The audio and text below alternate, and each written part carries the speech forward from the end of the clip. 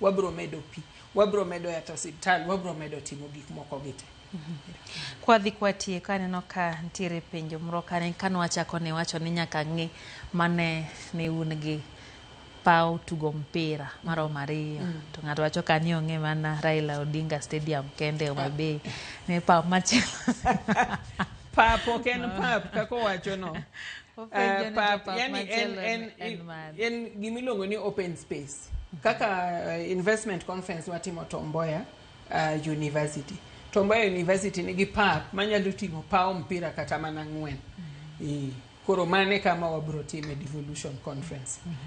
Soro are kawuono nyaka dwe mar 8 mabende dhi time e nyasi ma kamae. Wagen ne nang'o mabe kaka ranyisi mar ikruok ne nyasi ma kama. Taya bro medo rieny, ndara ineno ndara midonjo go town cha. Emo miya wacho ni wach Sofia. Hapa ni Homa Bay bro ruenyi med dhi dala Aziga. med dhi dala mang'eny. Wageno ni wabro bedo gi ndara, wabro yawo ndara nikech koro ka mtokni kalo mang'eny to ndara cha nyaka bed maduong'. Ma Sofia cha bet kodiyore. Nyaka be odiyore. Nyaka ang' wachore matin mondo bed maduong' to wachore adwa na wach maler wachore ma ok wadonjore gi ng'ato nikech ing'e ni dhano jalok wach. Dipo ka ng'ato wacho ni waziri no wacho ni dhi mukudi. Onge gi mwamuko. Wamedo mna ndara mondo at least obede ni mtokni ariyo nyalo ringo koni, ariyo nyalo ringo koni. Makoro mtokni kadhore e yo mayot. Makoro wabedi geno mar dual. En geno, wabed gi geno mar dual carriageway. Wabed gi geno mar stima maliel. Samoro kidhi Homa Bay sani inyalo yudo mudho mang'eny gotieno. Wabed gi geno ni wabro bedo gi teyni maliel. Nderni madonjo kuondegi. Nitie nderni ma wasechako kaka sani Kia Junction Kodoyo, Kia Mbita. Ok ochuno ni nyaka ichop Junction Kodoyo kidwa kalo kibiro town. Inyalo kalo gi e iye kacha tibiro tiwuok but stadium kae tidhi adhia ma ok idonjo ma ok ikadhori gi mtokni madhi romo. Koro mago nitie mang'eny, nitie geno mang'eny, nitie gik mang'eny ma wadwa timo. Ma wabro timo kwariwore gi sirikal maduong' ka wariwore bende gi Council of Governors ka wakonyore go. Wadong' dakika 2 kende. Hawi thuolo mar wacho wach mogik kwa tieko.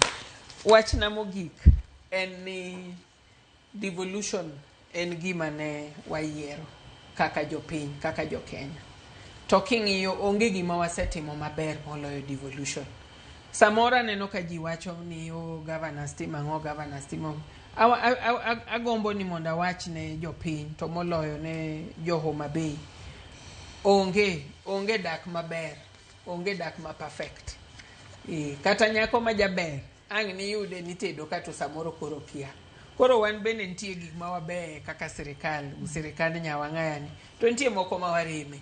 To gima duong' madwa wacho ni devolution conference ni mondo ne wawin bid mar host devolution conference 2025 en gima duong'. Ma ng'ama dwa chung' to dwa wacho ni kia mago go PR mago kia ng'o. Mano ng'amo lal, mano ng'amo ran ma ok wanyal konyo, wakia gimu kaka wanyalo konyo, wakia juoga mwanya dhine, kata mana kanisa mwanya tere mondo lemne. En gima duong' mondo wayud devolution conference. Kora dwa mana ni jopinywa waikre uru. Waikre mondo jogo manigi yudi mana kaka wacho ni lok simba ni maber. Ka onge choma iye chak loso chomo mondo oto bed gi cho iye. En thuolo ma wabro yudo pesa, en thuolo ma wabro rwako welo. En thuolo ma ok wabidong' kaka ne wan, ok wabichalo kaka wan ni. To en thuolo ma biro dichiel. Kowei to be kaka owei. Koro watem mondo wang'e ang'o ma wanyalo timo mondo wakonyrego, ang'o ma wanyalo timo mondo wakonygo ogandawa, mondo walok go ngimawa. To mogik akwayo ni wan joluo ng'ewa kaka jonyadhi, kaka jomong'e rwako welo. Koro wachak ikore mondo warwak welo mabiro bedo welo magalamoro kochopo dwe mar 8. Erokamano Roselyn Omolo.